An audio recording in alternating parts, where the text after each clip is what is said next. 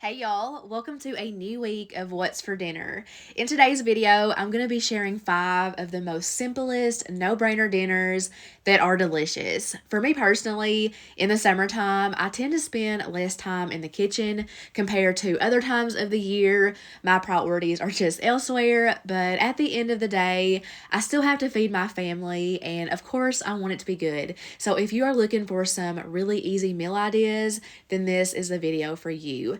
So first up, I'm going to be making some cheesy garlic pesto chicken sliders. I have been eyeing this recipe for a while now, and I just so happen to have all of the ingredients on hand. So I have a package of King's Hawaiian rolls, and the not so fun part is trying to cut these things open and make it even. But here lately, the way I've been doing it is just kind of breaking it in half and working in 2 sections versus like one big piece of bread. And I just take a small serrated knife, kind of stick it down in the middle and work my way out, and of course do it to the other side, and that has been working for me lately. So I'm just going to take the bottom half of the rolls and place that in a greased 9x13 casserole dish. I'm going to grab a jar of pesto. This Barilla one is our current favorite, and I'm going to add a good amount to the bottom of the rolls, and I'm just taking the back of my spoon and spreading that out the best that I can in an even thin layer to cover the entire surface. Now, if you don't love pesto, you can do pretty much like any sauce for this. You can do marinara, Alfredo sauce, barbecue sauce, maybe even buffalo sauce. That might make it a little soggy, but I mean, it sounds good to me. But anywho, we love pesto, so that's what we're doing. I'm also going to add some shredded rotisserie chicken over the top. I had this left over from another recipe. This is about half of a rotisserie chicken that I'm using, so I got 2 meals out of a full one. But I'm adding all of that there, piling it high. And then over top of the chicken, I'm going to add plenty of some shredded mozzarella cheese. Of course, you could use any cheese that you want to, but we really like the mozzarella with this recipe. I also went ahead and spread some pesto on the bottom side of the top rows as well. The second half started kind of falling apart on me, but I put it back together and you would never know it. Next, I'm going to start working on the garlic butter topping that goes over the sliders. So I have 2 large fresh cloves of garlic, and I'm just going to get those chopped up using this new little food chopper that I just recently bought at Kroger. This is my first time ever using it, and I love this thing. Definitely by far my favorite method to chopping garlic. I feel like I have tried so many different methods, and this one was definitely the quickest and most effective. So as you can see, it did a pretty good job. So I melted about 5 tablespoons of butter on the stove, and I'm just adding that garlic to the butter using this little scraper thing that it came with, or at least I think that's what it was. I didn't read the instructions, but I'm also going to add some dried parsley as well as a little bit of some salt and pepper to taste. I'm going to give that a quick mix, and I'm just going to drizzle that all over the sliders. I'm also going to take my little silicone spatula and spread that out a little bit better, making sure that all of the rows are covered in the butter. I'm going to loosely cover that with some tin foil, and I baked that at 375 degrees for 10 minutes. Then I took off the foil and let it bake for a final 10 minutes. I was trying to give y'all a good little look there, but kind of burnt myself a little bit, but all is good. To go along with it, I also have some fresh corn on the cob, a summer specialty, and I am going to make mine and Josh's street corn style because we have been obsessed with that lately. I didn't have everything that I needed to make actual street corn, so I'm going to do a shortcut version. So I have this Kinder's Chipotle Lime sauce, and I just drizzled a good amount of that over the corn, and I'm just taking a silicone brush and spreading that all over the surface. Now, to be honest, the first couple times that I tried this sauce, it wasn't like my favorite, but it's definitely grown on me, and I'm starting to really like it, and you know, it tastes exactly like what it says, a Chipotle sauce with some lime flavor in it. I'm also going to grab my cotija cheese. I pulled this straight from the freezer because we cannot finish a full bag before it goes bad, and we pretty much only use it for street corn, so we don't use it that often. So I just wanted to say that it freezes really well. You can't even tell it's been frozen. I didn't even thaw it out. I don't even think it technically freezes. It just preserves it. But I added a good amount of that over the corn, and I did sprinkle it with some dried parsley just to make it look nicer, make it look a little fancier. And I think that looks pretty darn good for some shortcut street corn. So here is my plate. I have 2 of the sliders. Of course, I have the corn. Now, Do I like actual street corn better? Yes, but I did really enjoy the shortcut version. And as for these sliders, these were super good. I love the simplicity of it. And if you want to take these up a level, dip these in a side of some warmed marinara sauce. The first bite I took of this, I knew that it needed that, so I did go and grab the sauce some. I didn't show it, but that made it so good. It was like a chicken parmesan slider with a pesto twist. Super, super good. Up next, I'm going to try out these viral smash burger tacos that I have seen everybody making. I wanted to see what all the talk was about. So I have almost 2 pounds of some 85% lean ground chuck, and I just measured out 3-ounce portions on my food scale. I thought that was the perfect amount to fit on the tortillas. I ended up with 9 burgers and then one just little random tiny piece that was left over. I am going to be using this Mr. Steak Super Blend seasoning to season the meat. I almost always grab that lately for cheeseburgers. I got that at a Bass Pro Shop. And then I grabbed my cheese and then I went out to the Blackstone. Now, keep in mind, you do not have to have a Blackstone to make these. You could totally do it in a skillet on the stove, or you can even use like an indoor griddle. But I do have my Blackstone preheated to a medium-high heat, and I've got all of my meat added, and I'm just taking my seasoning, generously sprinkling that over each hamburger. And then I'm going to grab my package of tortillas. These are just the small size ones. I think on the package it says like fajita style. I could be wrong. I haven't bought the Mission brand in like forever. I've been doing the uncooked ones. But anyways, I'm just going to, put a tortilla onto each hamburger. And as you can see, I'm just gently pressing it down. And then I'm going to completely flatten it out with my hamburger press. I ordered this one off of Amazon. I've been using it for a while and it gets the job done. I really like it. It's not the Blackstone brand. I'm pretty sure the brand is like Sasquatch. I'll have it linked in my description box if you are interested. But as you can see, I'm just going over top of each one and I am just firmly pressing down, and that's going to make the meat like super thin, and it's going to make it cook up within literal minutes. That is my favorite thing about these. This is such a quick dinner to make. It takes no time at all. So now I'm going to get these flipped on over, like I said, after just a few minutes. And as you can see, it has developed such a beautiful crust, which is why we love smash burgers. As you can see, these are flipping over with such ease. I only had like a couple where the meat kind of wanted to stick to the grill just a little bit, which is going to happen anytime you make smash burgers anyway because it's just so thin, but I was super pleased with this. So at this point, I turned the grill all the way to low so that I didn't burn the back of the tortillas, and then I immediately topped them with some cheese. These are just your classic American cheese slices. You can do some shredded cheese if you wanted to, but I really wanted to stick to that like classic cheeseburger look. I'm moving these on over to the cooler side of the grill. I've had the left side on a low heat the whole time. I covered it with the lid for just like 1 or 2 minutes just to basically melt that cheese. That one over there to the right needed a little bit extra cook time, but I got those transferred on over to my biggest cutting board and moved that on inside, and now we can add our toppings. So here I am making my plate. I'm going to have 2 of the cheeseburger tacos, and I planned on making the fancy little burger sauce to drizzle over it like everyone else is doing, but per usual, I was pressed for time. We had ball games this night. Didn't plan too well, so I just didn't have the time. So I just dressed it like I would a normal cheeseburger. Obviously, make this the way you would make your cheeseburger. I'm using what I had on hand, so I did some mayo, ketchup, mustard. I had some chopped lettuce in the fridge, and I also did some pickles, which is my favorite topping.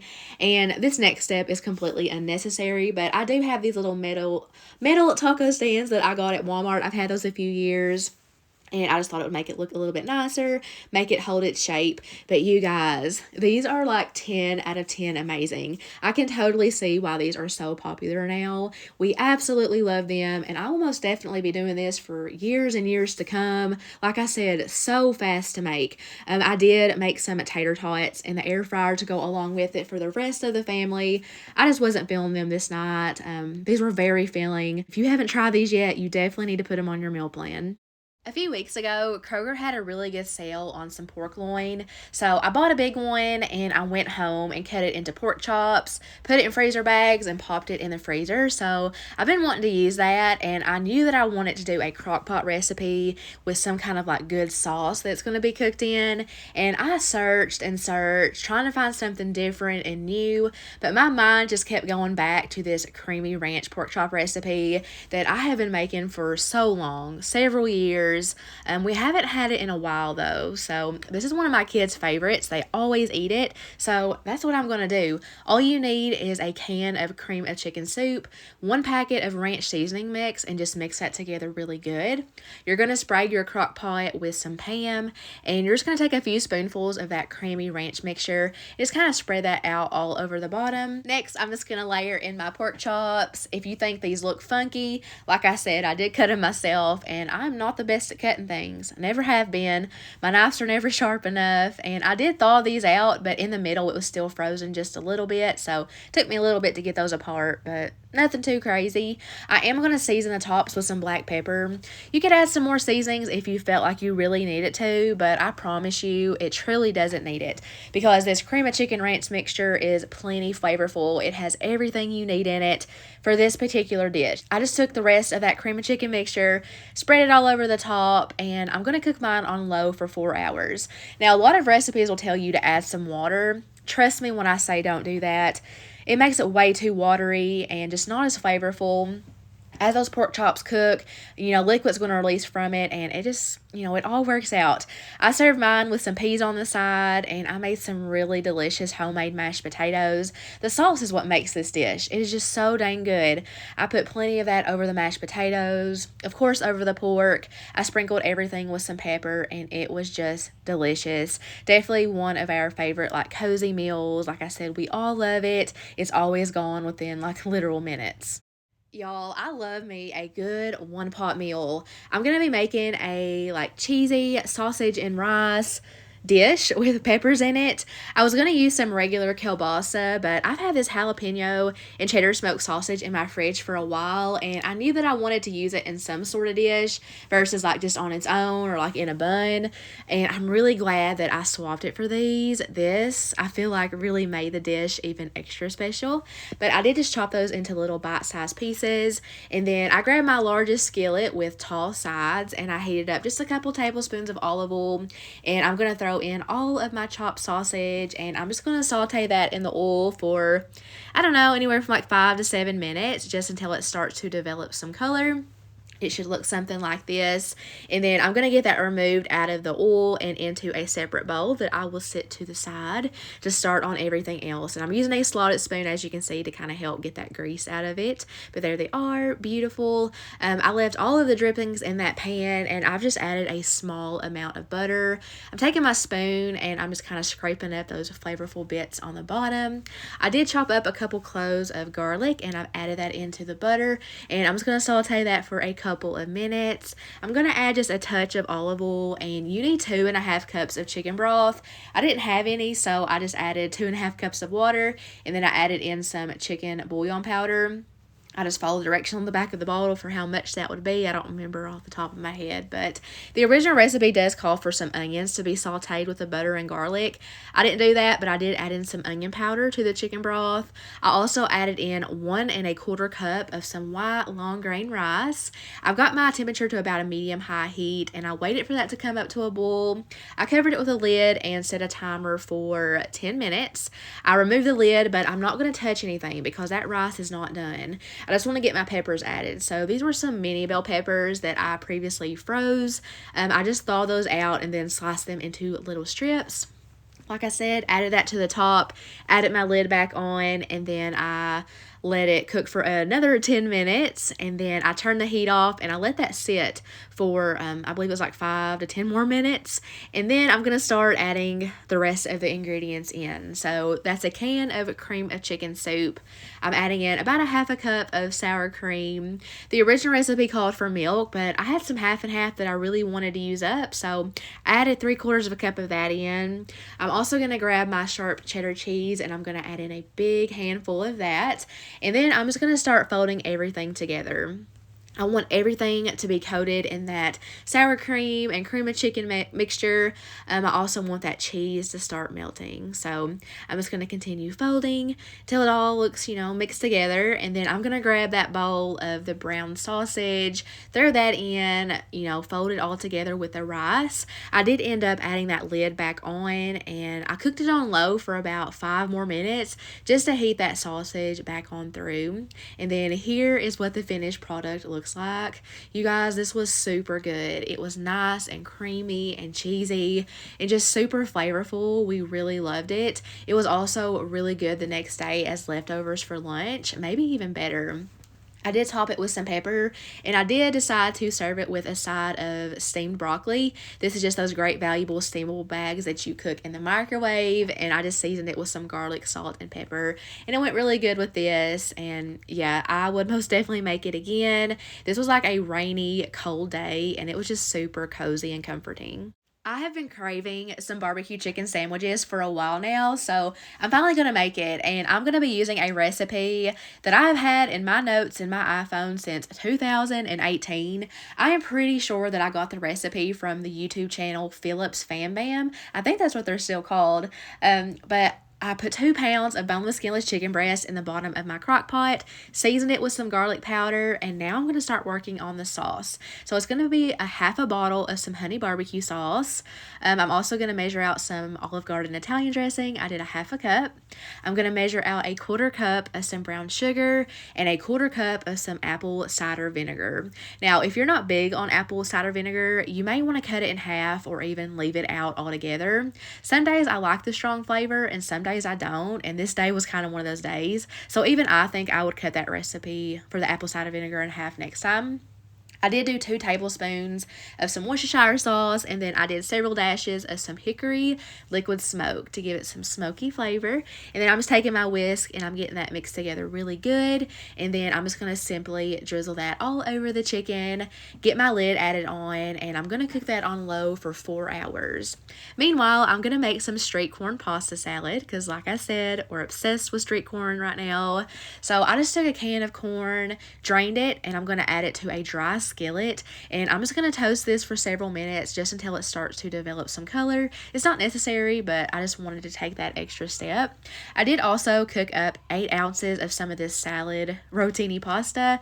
I drained it, drizzled it with just a tiny amount of olive oil, and seasoned it with salt and pepper. And now I'm just going to toss it all together to get everything, distributed. And I'm just going to let that cool in my sink until it's room temperature. Now I'm going to start working on the dressing that's going to coat everything. So to a small mixing bowl, I've measured out a 1/4 cup of mayo and a half a cup of sour cream. Now for most people, that would be plenty, but as I always say, I do like things like extra saucy and creamy. I don't think there's nothing wrong with that, but I would definitely double this next time. But I'm adding in some chili powder and onion powder. I'm also adding in the juice of half of a lime, and if I was thinking, I would have zested that lime before I juiced it, but luckily I had another one on hand. So as you can see, I'm just constantly rotating the lime. That way I'm not like grating in any of that bitter yellow part. But I just kept on zesting it until it felt right, and that definitely like brightened up this dish, which I love. I also added in some salt and pepper to taste, and that's it for the dressing. Now, anytime I follow a recipe, I will have it linked in my description box. That way you can get the exact measurements.